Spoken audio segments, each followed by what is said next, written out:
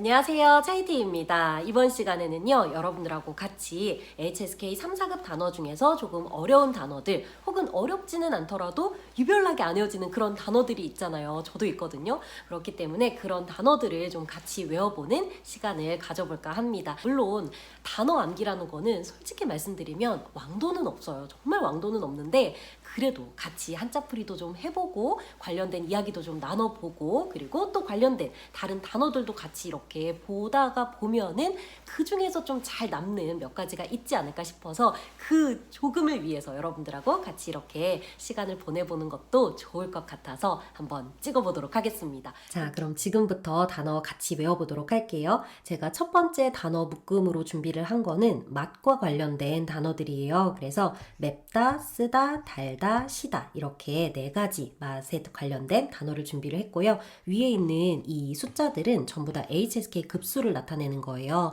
네, 혹시나 참고가 될까 싶어서 이렇게 같이 더해뒀고요. 이 맛과 관련된 단어들은 이제 쭉 한번 이야기를 나누고 나서 보면은요, 여러분이 이거 진짜 한자만 봐도 이 단어만 봐도 이 맛이 느껴진다라는 생각이 드실 수도 있지 않을까 하는 기대를 살짝 한번 해봅니다. 자, 맵다부터 보도록 할게요. 맵다 보시면은 왼쪽에 있는 이 붓수 있잖아요. 이게 붓수로 쓰이면서 살짝 변형이 돼가지고 여러분이 딱 눈에 보이지 않을 수도 있는데 다시 한번 봐보세요. 짠! 이 한자입니다. 네, 우리에게 굉장히 익숙한 매울신자죠, 여러분. 네, 이게 그 옛날에 문신도구 모양을 본떠서 만든 한자라고 해요. 근데 그렇게 생각하고 보니까 진짜 그렇게 보이죠. 아랫부분이 바늘처럼, 네, 그렇게 보이는데 이게 문신을 받을 때 여러분 어떨까요? 굉장히 고생스럽겠죠. 네, 얼마나 이악 물고 버텨야 되겠어요. 그래서 이게 고생할 신자이기도 하고 그리고 고생하게 되는 맛은 매운맛이니까 매울 신자이기도 하거든요. 네, 그래서 고생하다라는 뜻과 맵다라는 뜻을 이제 동시에 가지고 있는 네, 그런 한자라고 여러분이 봐주시면 될 것 같고 그리고 이제 오른쪽에 있는 붓수를 보면은 이거는 묶을 속자예요, 여러분. 묶을 속자인데 보시면은 이건 제가 여기다 한번 써볼게요.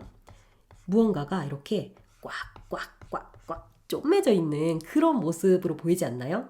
그렇게 보면은 나중에 계속 그렇게 보입니다. 그래서 매움으로 혀가 꽉 묶이다라고 해서 이 라가 맵다라는 뜻을 갖게 된다라는 거. 그리고 이 한자 자체도 매울 날자입니다, 여러분. 네, 그래서 맵다라는 의미 나타낸다라는 거 기억해 주시고요. 자, 이렇게 해서 라, 맵다 봤고요. 계속해서 고, 쓰다 보도록 할게요. 자, 이거는 위에 보시면은 위에 있는 이 붓수는 풀초자예요. 그리고 아래에 있는 이 붓수는 옛꽃자입니다. 바로 나왔어요, 여러분. 자, 풀이 오래됐어요. 어때요?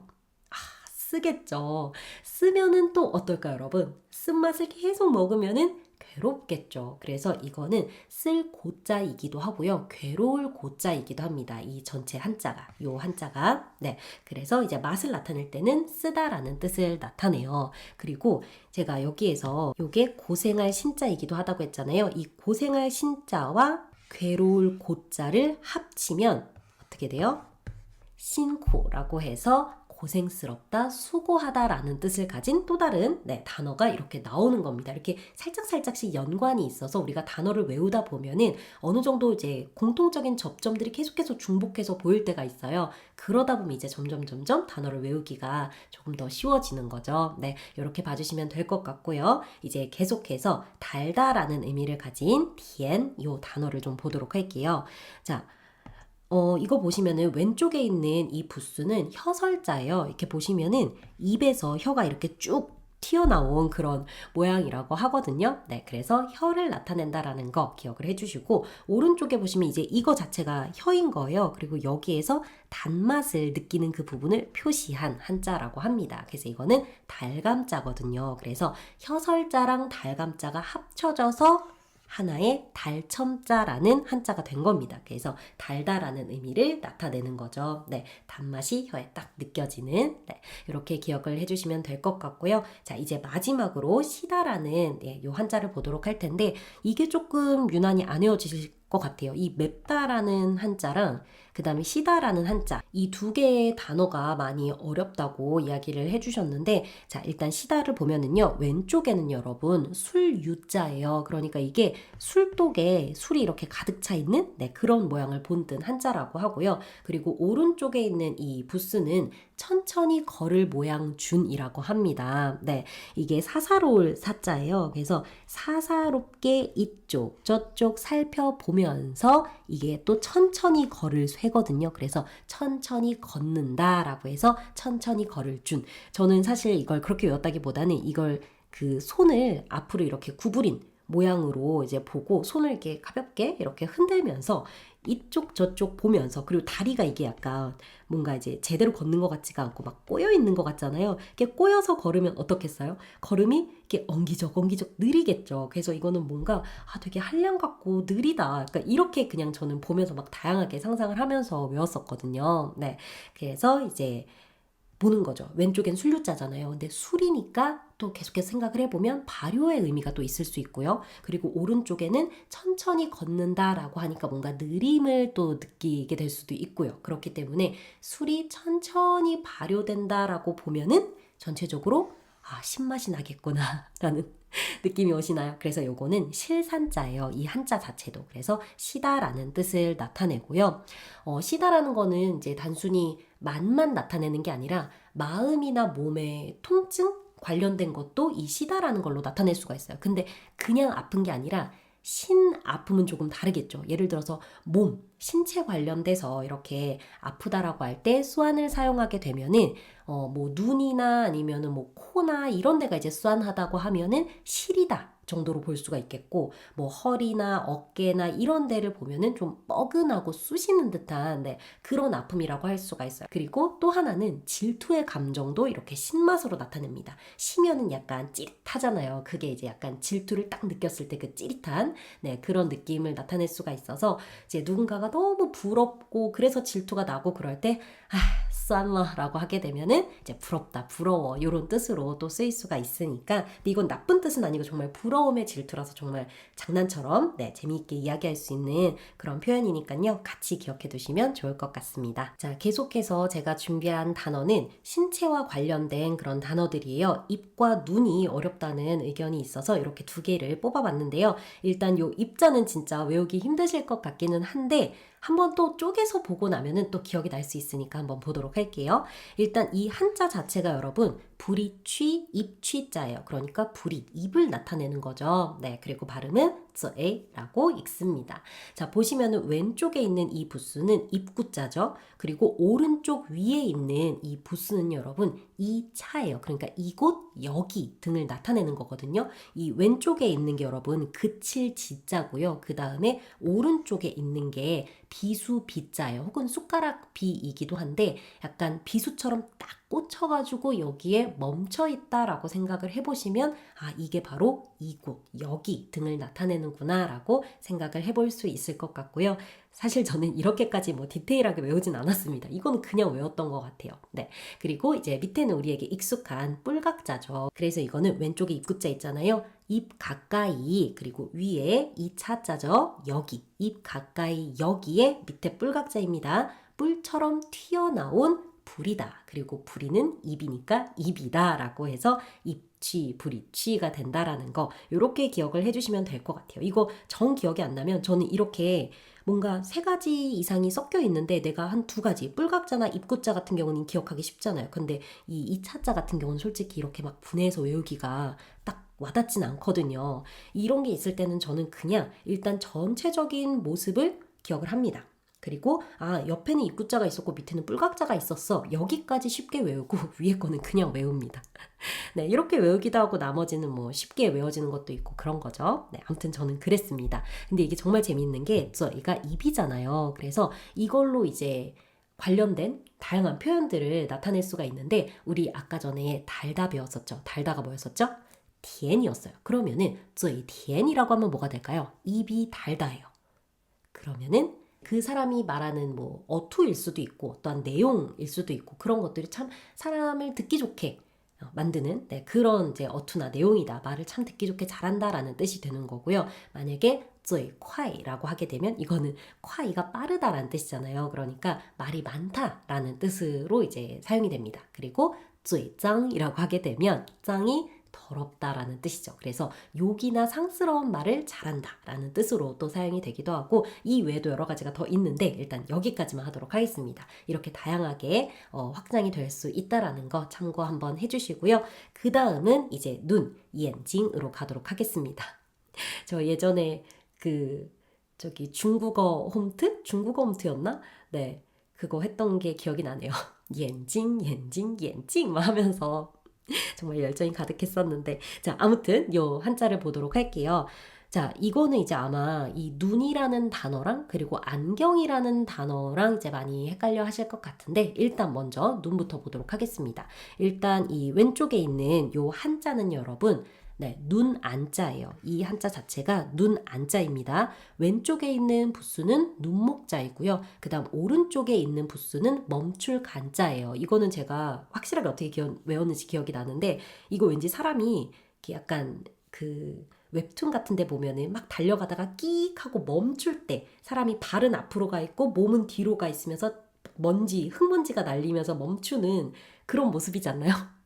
정말 저는 그렇게 정말 별의별 생각을 다 하면서 외웠었는데 그래서 이거는 딱 멈추는 느낌이 들어요. 그래서 눈목에 멈출 간자 그러니까 눈이 멈춰 있는 곳이잖아요. 그러니까 바로 눈이다. 눈이 멈춰 있는 곳이 바로 눈이라는 이 위치니까 그렇게 기억을 해주시면 될 것 같고 그 다음 오른쪽에 있는 요 한자 있잖아요. 요 한자는 눈동자 정이에요. 왼쪽에는 이제 알다시피 눈목자가 있고요. 그 다음 오른쪽에 있는 이 부수는 푸를 청자예요. 그러니까 눈에서 푸르게 빛나는 눈동자인 거죠. 근데 이게 원래는 찡이라고 일성이거든요. 이 글자 자체는. 근데 눈이라는 이 단어가 될 때만 경성이라는 거. 그래서 옌찡이라고 읽는다라는 거. 요거 여러분 참고를 해주시고요.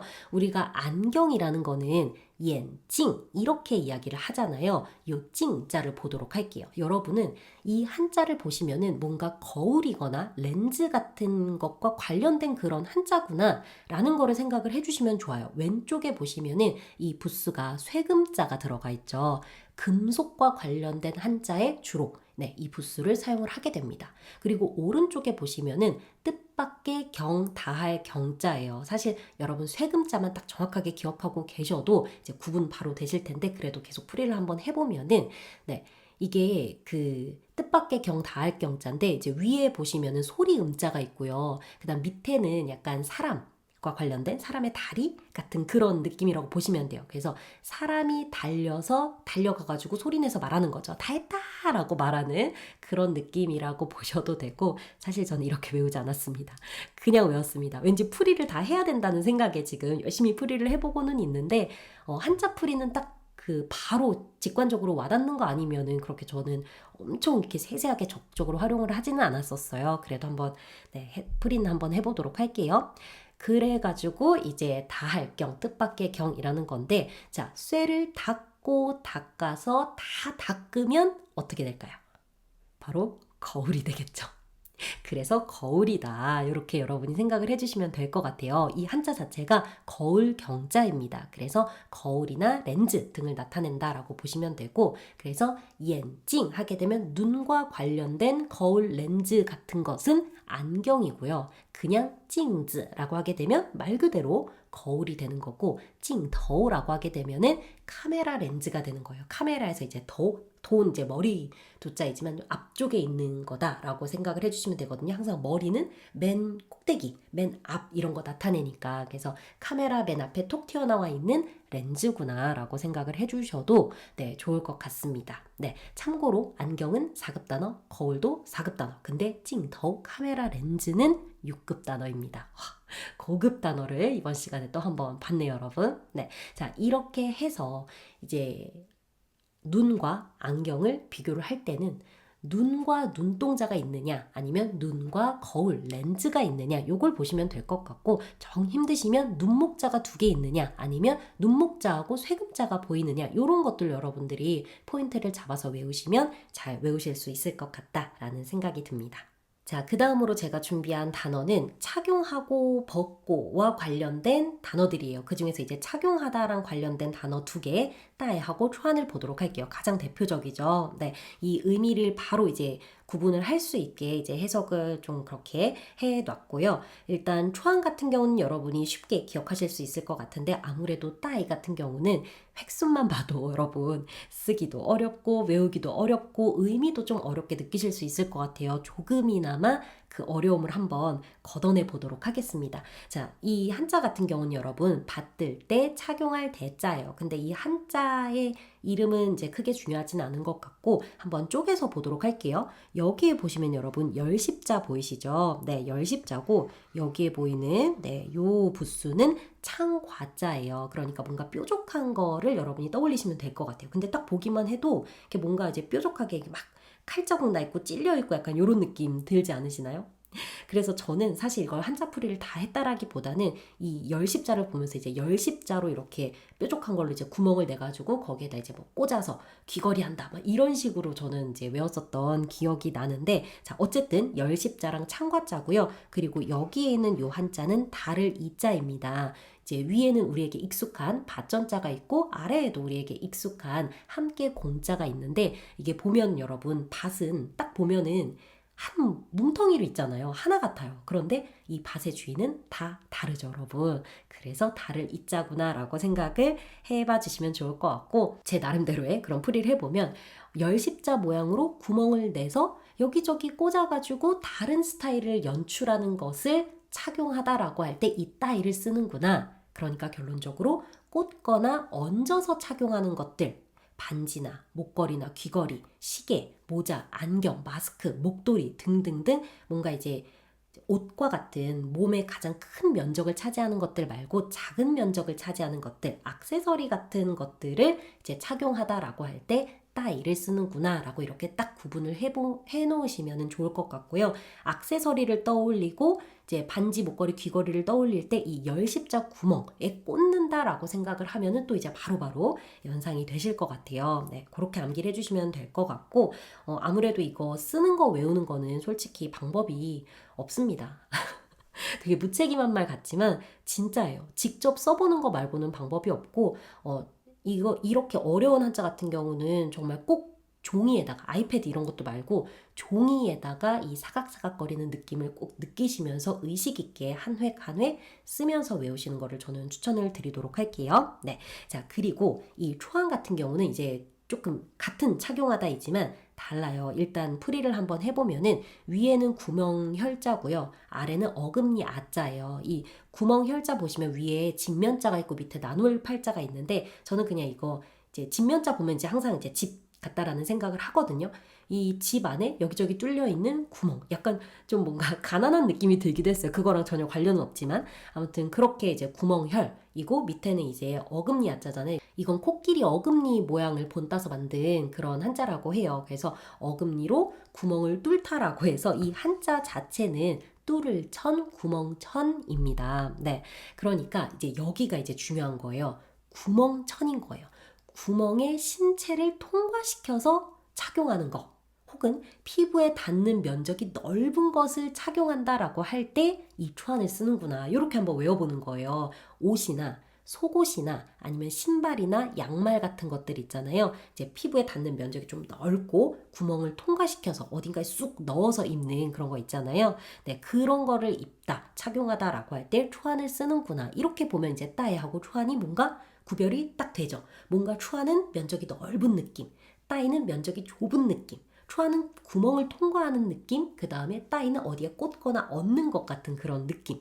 이런 식으로 이제 여러분이 구분을 해서 외우시면 이제 이 단어 구분이 잘 되실 수 있지 않을까 그런 희망을 가져보고요. 그리고 솔직히 말하면 저는 이 초안이라는 한자는 이렇게 막 풀이하면서 외우지 않았어요. 그냥 봤는데 이 한자 자체가 뭔가 이제 다리나 팔 같은 거 이렇게 쑥쑥 넣고 있는 그런 모양으로 보이지 않나요? 이 어금니 앞자에 이렇게 쭉 피쳐나온 이 부분도 뭔가 어디에 쑥 넣는 것 같고 그래서 이렇게 연상하는 방법은 진짜 보면서 사람마다 느끼는 게 다르니까 각자가 편한 걸로 직관적인 걸로 그렇게 외워주시면 네, 좋을 것 같습니다. 자, 이번에는 반대로 벗는 것과 관련된 대표적인 단어 2개 짜이하고 토어를 가지고 왔는데요. 아마 많은 분들이 토어는 이제 접한 그 횟수가 많아도 짜이는 많지 않았을 거예요. 5급 단어죠, 여러분. 네, 이번 시간에 같이 보도록 할게요.